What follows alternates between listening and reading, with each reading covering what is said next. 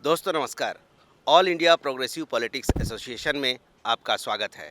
भारत में progressive politics कैसी होनी चाहिए, इन विषयों को लेकर के हम तमाम लोगों के पास पहुंच रहे हैं। इसी सिलसिले में आज हम आए हैं अंबर जैदी जी के पास। महिला पत्रकार हैं, समाज में इनका बहुत बड़ा रुतबा है और फिल्म प्रोड्यूसर भी रही हैं। Ambar ji, all India progressive politics association में आपका हार्दिक इस्तकबाल करते हैं। शुक्रिया मलय जी कि आपने मुझे इस काबिल समझा कि आपने मुझसे बात करने के लिए मौका दिया। इसके लिए आपका बहुत बहुत शुक्रिया और धन्यवाद मैं व्यक्त करती हूँ आपको। प्रोग्रेसिव भारत में इस्लाम का कैसा स्वरूप होना चाहिए, आप क्या सोचती हैं? देखिए, मुझे लगता है कि अगर हम प्रोग्रेसिव भारत की बात करते हैं और उसमें इस्लाम का कैसा स्वरूप होना चाहिए, उसको मैं देखती हूँ कि इस्लाम जो मज़हब है, लोग कहते हैं, जब हम बोलते हैं कि बहुत शांति और अमन का मज़हब है, वाकई में ऐसा है। लेकिन जिस तरह से लोगों के सामने उसकी एक तस्वीर पेश की गई है, जो इस्लामिस्ट हैं या एक्सट्रीमिस्ट की मैं बात करूं, उनके द्वारा, वो इस्लाम नहीं है। वो उनका एक पॉलिटिकल एजेंडा है, जो इस्लाम का पॉलिटिकल स्वरूप वो लोगों के सामने पेश करते हैं, जो एक एजेंडा के तहत। वो इस्लाम नहीं है। मैं चाहती हूँ कि लोग सबसे बड़ी कमी जो मैं मुसलमानों की, खासकर भारतीय मुसलमानों की मैं बात करती हूँ, या फिर हम इस कॉन्टिनेंट की बात करते हैं, हमारा जो इंडिया, पाकिस्तान या बांग्लादेश, जो ओरिजिनल भारत हुआ करता था, उसकी मैं बात करती हूँ। यहाँ पे मुसलमान खासकर, उन्होंने पढ़ने की जहमत कभी नहीं की कि कुरान में क्या कहा गया है। कुरान की जो पहली आयत है, इक़रा, यानी कि पढ़ो, उस शब्द पे, जो कुरान का पहली आयत थी, उसको ही उन्होंने इतना कंसीडर नहीं किया, उस पर इतना ध्यान नहीं दिया कि हमें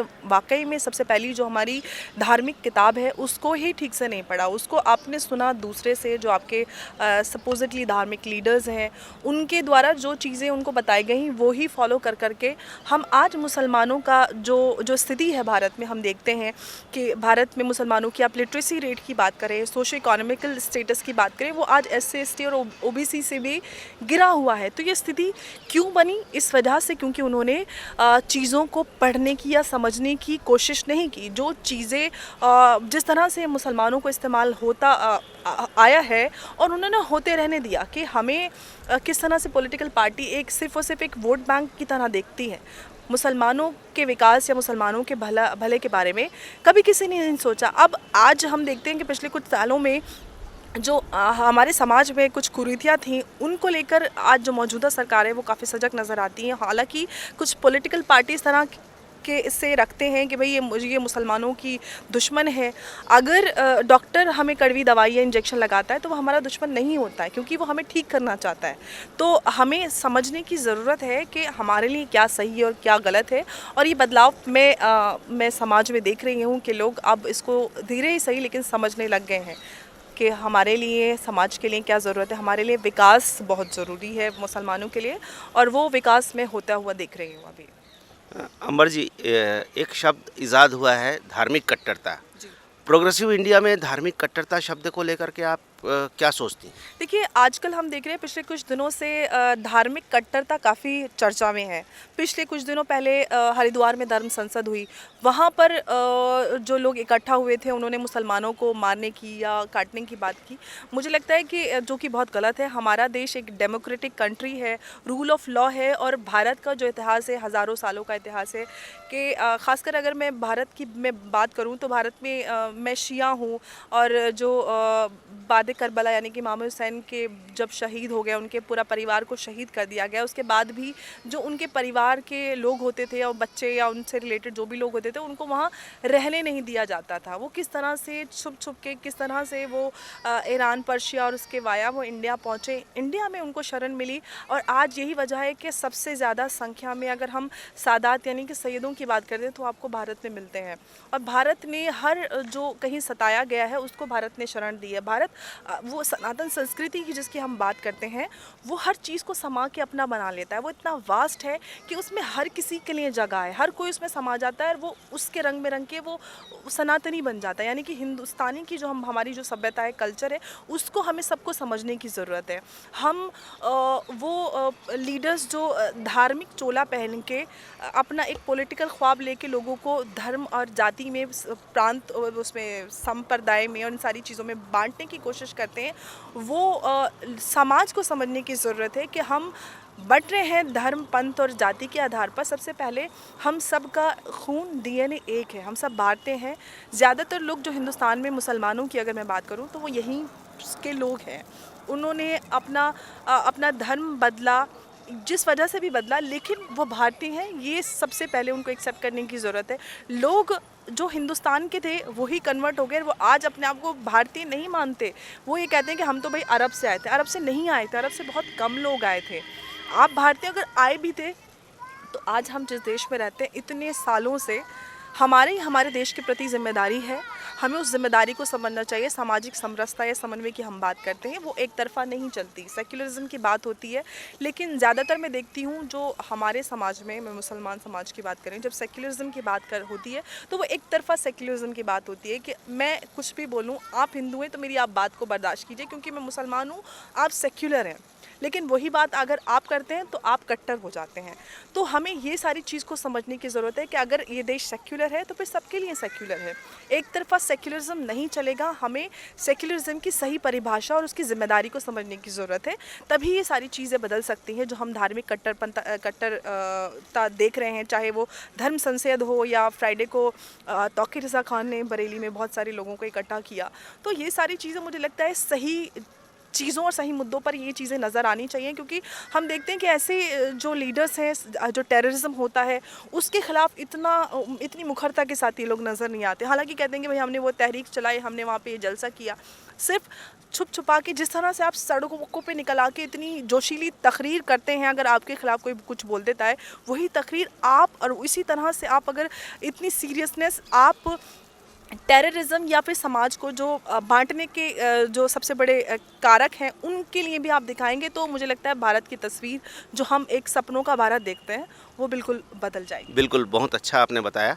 ये बताइए कि प्रोग्रेसिव इंडिया में जो भारत प्रोग्रेस की तरफ आगे बढ़ रहा है, इसमें मुस्लिम महिलाओं की भूमिका को लेकर के आप क्या सोचती हैं? देखिए, मुझे लगता है कि अगर मैं मुसलमान यानी कि इस्लाम से अगर इसकी शुरुआत करूं, तो जो बीबी खदीजा यानी कि हुजूर सल्लल्लाहु अलैहि वसल्लम की पहली बीवी थी, वो अरब की बहुत बड़ी बिज़नेस वुमेन थी और उन्होंने खुद से अपना जीवन साथी चुना था, खुद प्रपोज़ किया था। आज के ज़माने में हम देखते हैं कि वो सारी चीज़ें हमारे समाज में कम नज़र आती हैं, लेकिन अब वो सारी चीज़ें बदल रही हैं। लड़कियों की मैं अगर ख़ास तौर से बात करूं तो लड़कियां पढ़ लिख कर आगे बढ़ रही हैं और ये सारी चीज़ें अब हमें छोटे बड़े शहरों में बदलती हुई दिख रही हैं। हालांकि कुछ दशकों पहले हम चले जाएं तो लड़कियां उतनी ज़्यादा, उनका लिटरेसी रेट नहीं होता था, लेकिन अब बहुत सारे इदारे यानी कि ऑर्गेनाइजेशंस काम कर रहे हैं। सरकार की तरफ से भी अवेयरनेस और बहुत सारे प्रोजेक्ट्स, स्कीम्स चलाई जा रही हैं, जिसको लेके मुझे लगता है कि अब समाज में चीज़ें बदल रही हैं। और मुस्लिम लड़कियों की आप देखें तो उनकी भागीदारी, चाहे वो एजुकेशन हो, हम देखें मेडिकल में देखें, बहुत सारी लड़कियां हैं अलग अलग प्रोफेशन में, यहाँ तक कि पॉलिटिकल रिप्रेजेंटेशन भी लड़कियों की अब बढ़ रही है। और ना कि सिर्फ मुसलमान ही, बल्कि मुझे लगता है कि हमारे देश में अगर हम ओवरऑल हर महिला की बात करें तो हर फील्ड में हमारे देश की महिलाएं अपना परचम बुलंद कर रही हैं, चाहे वो फाइटर पायलट हों, चाहे स्पेस हो, हर जगह हमारे देश की गोल्ड मेडलिस्ट हैं, हर चीज़ में हमारे देश की लड़कियां। और ये बहुत, अगर हम किसी भी समाज की स्थिति का अंदाज़ा लगाएं तो उसकी महिलाएं ही उसका एक सूचक होती हैं कि महिलाओं की स्थिति से आप अंदाज़ा लगा सकते हैं कि उस समाज के क्या दशा है। तो वो स्थिति बदल रही है और हमारे देश की महिलाएं आगे बढ़ रही हैं। भारत में हिंदू मुस्लिमों के बीच जो मनस्यता फैलाई जाती है एक सोची समझी साजिश के तहत, आपको क्या लगता है इसके पीछे की वजह क्या हो सकती है? देखिए, मुझे मेरी समझ में मैं देखती हूँ, जहाँ जो मेरी अंडरस्टैंडिंग है, भारत एक बहुत बड़ी सेकंड लार्जेस्ट डेमोक्रेसी है दुनिया की। यहाँ पर अगर आप कॉर्पोरेट के एंगल से देखें तो बहुत बड़ा कंज्यूमर मार्केट है। अगर पॉलिटिकली देखें तो भी भारत एक बहुत बड़ा देश है। यहाँ पे जो पॉलिटिकल पार्टीज़ हैं, हमारे देश में जो पॉलिटिकल सिस्टम है, वो कहीं ना कहीं जाति संप्रदाय के आधार पर ही होता है। आप कितना भी हम बात करें कि डेमोक्रेसी है, बिल्कुल है, लेकिन आज हम देख रहे हैं कि हमारे देश में 5 प्रांतों में चुनाव है, यूपी है, उत्तराखंड है, पंजाब है, मणिपुर है और गोवा है। फिर भी कहीं ना कहीं जाति समीकरण हमारे देश में उसी के आधार पर चुनाव होता है। तो सबसे बड़ा उसके पीछे का सबसे बड़ा रीज़न यही है कि हमारे देश में, क्योंकि हम देखते हैं कि 70 के दशक में इन सारी चीज़ों का को लॉन्च किया गया और वो हुआ, और उसके बाद से ये सारी चीज़ें हमारे पॉलिटिकल सिस्टम का हिस्सा बन गई, जिसकी वजह से लोग, हालांकि सच्चाई ये है कि बहुत कम लोग हैं जो सामाजिक वैमनस्यता फैलाते हैं, लेकिन उसके पीछे उनका पॉलिटिकल रीज़न होता है। वो लोगों को डिवाइड नहीं करेंगे तो वोट बैंक में कैसे विभाजित बिल्कुल। होंगे। तो वोट बैंक का विभाजन करने के लिए, उनको एक साथ इकट्ठा करने के लिए कहीं ना कहीं ये सारी चीज़ों को, चुनाव के समय पे चीज़ें काफ़ी तेज़ हो जाती हैं। हालांकि जो 90% हमारे देश के लोग हैं वो आपस में मिलजुल कर रहते हैं, ये सबसे बड़ी सच्चाई है। लेकिन आज डिजिटाइजेशन का दौर है, हर चीज़ सोशल मीडिया पे घूमती है। वो 10% लोग जो समाज को डिवाइड करने का काम होते हैं, वो सारी चीज़ें हमें ज़्यादा नज़र आती हैं। समाज में हम देखते हैं ज़मीनी स्तर पर लोग मिलजुल कर रहते हैं, आपस में एक दूसरे के साथ हर चीज़ में शामिल हैं। ये हमारे देश की सच्चाई है। कई बार ऐसे बड़े बड़े लोगों के स्टेटमेंट आए हैं कि अ, डर लगता है। क्या आपको लगता है कि वाकई भारत में मुसलमान डरा हुआ है? अगर भारत में मुसलमान डरा हुआ है तो मुझे लगता है कि फिर उनको पाकिस्तान या फिर सीरिया या फिर अफ़गानिस्तान जाके देखना चाहिए कि वहाँ पे पता चलेगा कि डर क्या होता है। भारत में जो मुसलमान हैं वो सबसे ज़्यादा खुशनसीब, सबसे ज़्यादा ब्लेस्ड हैं, क्योंकि हमारी धरती वो है जहाँ पर हर इंसान को अपने धर्म को फॉलो करने की इजाज़त है, चाहे आप अपना अकेला ही कोई मज़हब बनाकर क्यों ना फॉलो करना चाहें। हर कोई अगर भारत में मुसलमान डरा हुआ होता तो वो ये भी नहीं बोल पाता कि मैं डरा हुआ। नसीरुद्दीन शाह बोलते हैं कि मुग़ल तो शरणार्थी थे। अगर डर लगा होता तो वो उनको ये बोलने की इजाज़त नहीं होती, या उनकी इतनी हिम्मत नहीं होती। तौक़ीर रज़ा ख़ान बड़ी मंच से लाखों की भीड़ इकट्ठा करके ये नहीं कहते कि हमारा खून खौल गया है, हम अपनी पे आ गए तो हम हिंदुओं को ये कर देंगे। या ओवैसी आए दिन हिंदू विरोधी बयान देते नज़र आते हैं। वो इतने स्ट्रांग नहीं होते, या फिर वो संसद में नहीं बैठे होते अगर भारत का मुसलमान डरा हुआ होता। भारत का मुसलमान सबसे ज़्यादा सिक्योर है, सबसे ज़्यादा उसको राइट्स हैं। आप कहीं किसी और कंट्री में चले जाएं, पाकिस्तान, अफ़गानिस्तान में देख लीजिए हमारे नज़दीक क्या हो रहा है, और ज़्यादा दूर जाने की ज़रूरत नहीं है। सबसे ज़्यादा अधिकार अगर किसी भी देश ने अपनी माइनॉरिटीज़ को दिए हैं तो वो भारत है। और भारत में हर इंसान, ना कि सिर्फ मुसलमान, आप किसी भी माइनॉरिटी को देख लीजिए, सब बहुत खुशी से और बहुत ही समरसता के साथ रहते हैं। तो ये कहना, मुझे लगता है कि उनका भी अपना कोई ना कोई एजेंडा होता है ख़बरों में बने रहने का, क्योंकि मैं देखती हूँ नसीरुद्दीन शाह साहब, उनके पास कोई ख़ासा काम नहीं है, तो मुझे लगता है कि ये सब करके ही वो शायद ख़बरों में बने रहने की कोशिश करते हैं। तो सबका अपना एजेंडा होता है, उनको फ़र्क नहीं पड़ता कि उनके एक बयान से समाज में क्या असर पड़ता है। तो वो लोग जो इस तरीके का बयान देते हैं, वो अपनी ज़िम्मेदारी को उनको समझने की ज़रूरत है कि हम एक स्तर पे हैं, हमें बहुत सारे लाखों लोग देखते हैं, और एक बयान से बहुत कुछ बनता या बिगड़ सकता है। तो उस ज़िम्मेदारी को भी कहीं ना कहीं तय करना पड़ेगा कि आप जो बोलते हैं उसकी ज़िम्मेदारी तय करना बहुत ज़रूरी है। Freedom of speech and expression की बात करते हैं, लेकिन मुझे लगता है उसका भी दायरा तय होना चाहिए कि freedom of speech and expression के नाम पर आप देश विरोधी बयान नहीं कर सकते, देश विरोधी नारेबाजी नहीं कर सकते। वो उस दायरे में नहीं आना चाहिए, क्योंकि freedom of speech and expression का कोई दायरा ही नहीं है। आप कुछ भी बोल देंगे, उसके बाद देश में क्या माहौल बनता है उसकी ज़िम्मेदारी कौन लेगा।